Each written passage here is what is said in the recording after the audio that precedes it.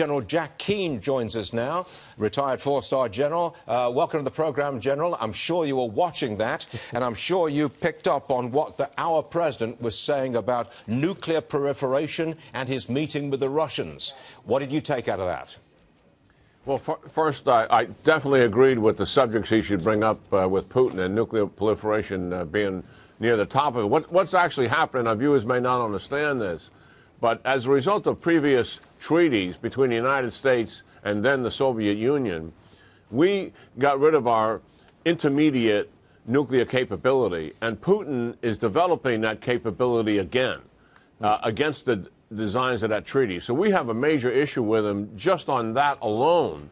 And of course, I think we have common ground with Putin in terms of global nuclear proliferation, which we see taking place in North Korea, which we see a desire to take place in Iran. And I think these two powers have common ground here to ensure that there are no other nations that acquire nuclear weapons, and we have a capability to reduce our own arsenal of nuclear weapons itself. Does it sound like a military deal of some kind is possible between President Trump and Vladimir Putin? I don't think there's any deal going to come out of these discussions. I think this is mostly about relationship building that could lead to something in the future. And we're going to at least put the issues on the table and get a sense of where the differences are on those issues. And I think that would be value in itself. You got to understand, Stuart, all the team around President Trump are lowballing the expectations about this conference. I think the president will come out of the summit meeting with Putin and likely say something to the effect, we had a very good meeting and we're developing a good relationship between ourselves, something to that effect.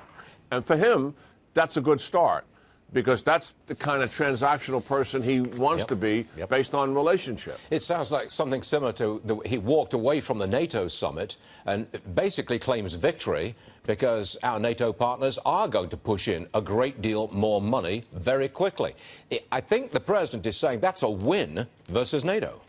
Yeah, well, see, what the president's critics fail to see is by the president being critical of NATO members and not filling up their coffers to the expectation they already agreed to, he is strengthening NATO. This is what Putin is paying attention to, is this will translate into more military capability. And I'll tell you what, there's so much more that we got to do, and I wish the president would talk about it. We need to have deterrence, military deterrence in Eastern Europe to stop Putin's adventurism and his desire to begin to influence and control those countries which he resents being under the nuclear banner, to be sure. And that's why he's been putting all this pressure there. This increased capacity will enable us to do that if the political and moral will is there in NATO. And I think the president will have to lead them if we're going to have more of an effective deterrence. General, you're a military guy, but looking at that press conference, looking at our president, do you approve of his style, his entertaining style,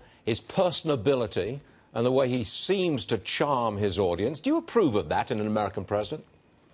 What I respect about President Trump when he's dealing with issues is his transparency, his directness, his honesty. He speaks his mind. And even at times, he may be off because he hasn't remembered exactly what that is, what that issue is.